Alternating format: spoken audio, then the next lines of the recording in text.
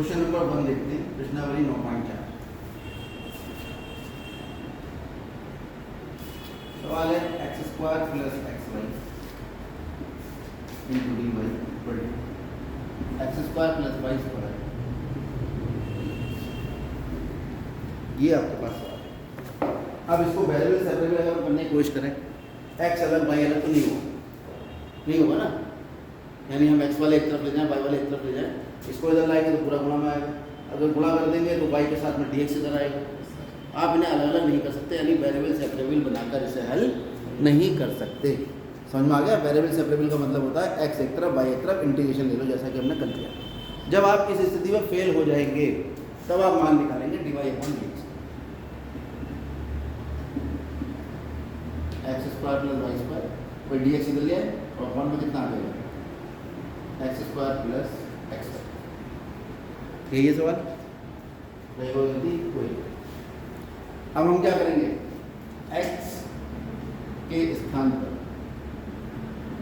Lambda x तथा y के स्थान पर लैम्डा y रखने, या दूसरे शब्दों में मैं ऐसे कह सकता हूँ, मैं ऐसे मान लूंगा कि f x, y बराबर दोनों काम में एक साथ। तो अगर मैंने x की जगह लैम्डा x रखा और y की जगह लैम्डा y रखा तो यहाँ लैम्डा x लैम्डा y आएगा, लैम्डा कॉमन लेके कैंसिल। इसके मान पर कोई प्रभाव नहीं पड़ेगा, प्रभाव इधर पड़ेगा। देखते हैं, lambda square x square plus lambda square y square divided by lambda square x square plus lambda square x y, lambda x into lambda y. Lambda square common लेके क्या आ गया? X square plus y square upon x square plus x y. ये तो वही आ गया जो लेके चले जाए एफ एक्स कॉमा वाई। ठीक है, आपने निकाला F lambda X comma lambda Y बराबर D Y upon D X. ये खाली वैसे इंटरमीडिएट लिख दिया है। ठीक है, फोकस तो यहाँ और यहाँ करो, और दोनों कैसे आ गए? बराबर आ गए, यानी लैम्डा की पावर 0 आई, यानी ये 0 घात का समघातीय अवकल समीकरण है। ये इसका मतलब हुआ क्या? जब हमने ये डिसाइड कर दिया, अतः d Y upon D x एक कैसा है? समघातीय अवकल समीकरण। सबसे पहली पहचान तो हमें यही करनी है। इसके बाद एक रूप और है अवकल समीकरण का, वो इसके बाद आएगा। अब ये जो स्टेप है ये खाली इतना पहचानने का, ये समघातीय है या नहीं। मैं आपको एक और तरीका बता देता हूँ। अंश और हर दोनों की घात बराबर होनी चाहिए प्रत्येक पद की। कितने पद है ऊपर? 2। घात कितनी है? 2। नीचे कितने पद है? 2। कितनी घात है? 2। और यहाँ कितनी घात है? 1 और 1 गुणा हो रही है ना। तो आप वेरिएबल की घात निकाल दो कंबाइंड, तो सबकी घात 2 है। अतः यह समघातीय अवकल समीकरण है। आपने तुरंत पहचान कर लिया। अगर वो ये कहता है सिद्ध करो ये समघातीय है, तो आप ऐसे सिद्ध कर दोगे, एक्स की जगह लैम्डा एक्स, वाई की जगह लैम्डा वाई रखोगे और एफ एक्स वाई के इक्वल आ जाएगा। कोई फर्क सवाल पर नहीं पड़ेगा एक्स की जगह लैम्डा एक्स और लैम्डा वाई रखने पर। और अगर वो कहता है कि हल करो, तो हम डायरेक्ट लिख देंगे स्पष्ट यार, ये एक कैसी समीकरण है? समघातीय अवकल समीकरण है, क्योंकि पहचान लिया अंश और हर दोनों की प्रत्येक पद की घात समान है। आप ये वाली शब्दावली का प्रयोग भी कर सकते हैं यदि उसने ये नहीं कहा है कि सिद्ध करो ये समघातीय है। बात हमारी पहुंच गई अब तक? चलिए, ये खाली प्रोसेस खाली समघातीय सिद्ध करने का, और हम पहले पहचान लेते हैं तो समघातीय हो गया। अब जो प्रोसेस मैं ले रहा हूँ वो प्रोसेस है समघातीय समीकरण को हल करने का तरीका। कल हमने कौन से समीकरण को हल किया था? इसको हल किया था कल, variable separable. Variable separable, separable वाला अलग अलग करना। वेरिएबल तुम जानते हो एक्स और वाई होंगे, एक्स एक तरफ वाई एक तरफ, और लगा देते थे क्या? इंटीग्रेशन। यहाँ पर ऐसा नहीं हो रहा, तो अब हमारे पास जो समीकरण है उसको हम लिखेंगे d Y upon D x बराबर हमारे पास है x square plus y square upon x square plus x y. ऐसे लिख के साफ साफ पता लग रहा है ना कि अगर इधर गुणा करते तो x के पदों के साथ dx आता और इधर गुणा करते y के पदों के साथ dy आता, लेकिन ऐसा नहीं हो पा रहा। इसको इधर ले जाएंगे तो x y दोनों आ रहे हैं, अलग नहीं कर पा रहे। अब हमने ये ढूंढा कि ये समघातीय, हमें पता लग गया कि क्या है ये समघातीय। देखो इसकी घात भी 2, इसकी 2, इसकी 2, इसकी 2, सब प्रत्येक पद की घात 2 है जितनी भी दिखाई दे रही है। अंश और हर समान होनी चाहिए, ऐसा नहीं इसकी घात 2 इसकी घात 3 हो। ठीक, आगे बढ़ो। इसको हल करने का तरीका है मान वाई बराबर वी एक्स। रट लो, किसी ने निकाला होगा, विद्वान व्यक्ति रहा होगा कोई, उसने निकाला होगा भाई हल करने का तरीका वाई बराबर V X, differentiate with respect to X. तो D Y upon D X किसके बराबर है? वी एक्स का 1 प्लस एक्स और वी का derivative D we upon D X. Product rule लग गया, फर्स्ट फंक्शन सेकंड का derivative plus second function first का डेरिवेटिव। कोई दिक्कत है इसमें? प्रोडक्ट रूल को जानते हो? जानते हो सब? ये आ गया v plus x d we upon कुछ समझ में नहीं आया तो पूछ लेना, ज़्यादा संस्कारी बनने की जरूरत नहीं है, ठीक है? नहीं समझ में आया तो पूछ लो कि सर ये समझ में नहीं आया, बता दें। ये समीकरण नंबर 1 और ये समीकरण नंबर, अगर ये दोनों मान उठा के मैं यहाँ रख दूँ, इसको 1 कहूँ, इसे 2 कहते हैं, इसे 3 तो तरकीब देती है, ठीक? समीकरण 2 और 3 से y और dy अपॉन dx का मान कहाँ रखने पर? समीकरण 1 में रखने पर क्या होगा? x तो x रहेगा, y बदल जाएगा किसमें? v। x तो x ही रहेगा ना, x के पदों में आ जाएगा। तो समीकरण y बराबर vx तथा dy अपॉन dx का मान समीकरण 1 में रखो, क्या होगा? D Y upon D x का मान हुआ v plus x d we upon D x बराबर x का मान कितना है? एक्स ही प्लस y का मान कितना? V X, V square x square बटे X square plus X into Y का मान कितना है? v। और आप देख रहे हो ऊपर से भी एक्स स्क्वायर कॉमन आ रहा है और नीचे से भी एक्स स्क्वायर कॉमन आ रहा है।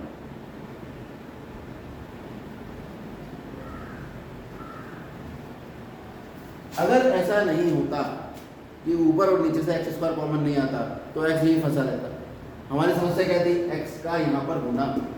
इसको हटाने के लिए ही लोगों ने बहुत रिसर्च करी।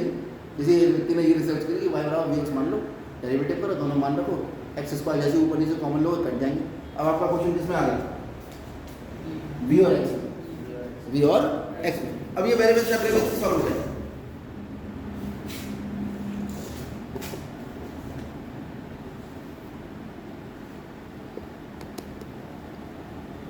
बहुत आराम से ये क्वेश्चन है, वेरिएबल सेपरेबल हो जाएगा। कैसे? यहां से x dv अपॉन dx का मान निकालो। v को एक तरफ कर रहा हूं ना, ये तो करते वेरिएबल सेपरेबल में, v एक तरफ ले जाते हैं और बाकी सब एक तरफ रखते हैं। एलसीएम ले लो, घबराना मत, सवालों बड़े बड़े होते हैं ये, होते बहुत आसान है। सॉलिड नंबर है,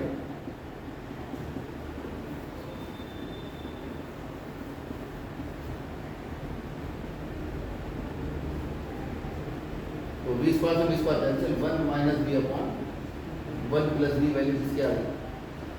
dv अपॉन x। अब वेरिएबल सेपरेबल लगा दो, x सब एक तरफ और v सब एक तरफ, ये इधर आएगा, क्या आ जाएगा? ये इधर 1 plus v upon 1 minus v dv equal to dx upon x। कोई दिक्कत? टेक इंटीग्रेशन तो बस है, क्वेश्चन खत्म। इंटीग्रेशन ले लीजिए।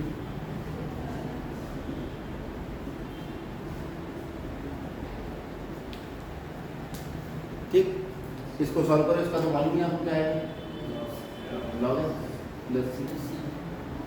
ठीक, समस्या है इसकी, इसको हमें थोड़ा सा हल करना पड़ेगा। इसको कर सकते हैं 1 plus v minus 1 plus 1 divided by 1 minus v d x. हो सकता नहीं ऐसे? तो फिर क्या होगा? ये 1 plus 1 2 upon 1 minus v plus v minus 1 upon 1 minus v integration dx को लिख दिया, ज़्यादा शॉर्ट चल रहा है तो dx लॉग्स x v के साथ में छोड़ा ना, ये गलती हो जाती है dx दिमाग में। अब इसका इंटीग्रेशन अलग, 2 upon 1 minus v d x plus ये तो 1 माइनस कॉमन ले लो, माइनस कॉमन लोगे तो 1 माइनस बी बन जाएगा, न्यूमरेटर ले लो माइनस कॉमन, तो ये प्लस का बनेगा और ये माइनस, तो आ जाएगा माइनस 1 डी लॉग एक्स, ये 1/b हो गया। इसका इंटीग्रेशन कितना आया, ये आया 2 log 1 माइनस बी, और 1 माइनस बी का derivative minus B equal to log X plus C. तो अब आ गया, इसको क्या लिख सकते हो, माइनस लॉग 1 प्लस बी का स्क्वायर लिख सकते हो नहीं, अरे 2 है, 2 इसके हाथ बन जाएगा, ये माइनस है, 2 यहाँ चला गया, क्या बचा, इस log x को इधर ले जाओ, minus log x equal to c, log x इधर आ गया, और ये b इधर चला जाएगा, c प्लस b। बताओ कोई दिक्कत नहीं आता, अरे b माइनस वाला इधर चला गया, log x इधर आ गया, कितना हो गया, ये माइनस कॉमन लोगे log 1 plus b square upon x बराबर c प्लस b, और v का मान था कितना, y बराबर bh था ना, तो v का मान कितना था, y अपॉन x, क्योंकि v बराबर था y अपॉन x, पुट कर दो यहाँ पर, तो ये माइनस तो इधर भेज दो, ये छोड़ो माइनस को उसकी घात बना दो, ये माइनस है, ये अंदर वाली क्या बन जाएगा, तो ये आ जाएगा, इम्प्लाई दैट ये आ जाएगा log x upon 1 plus b whole square,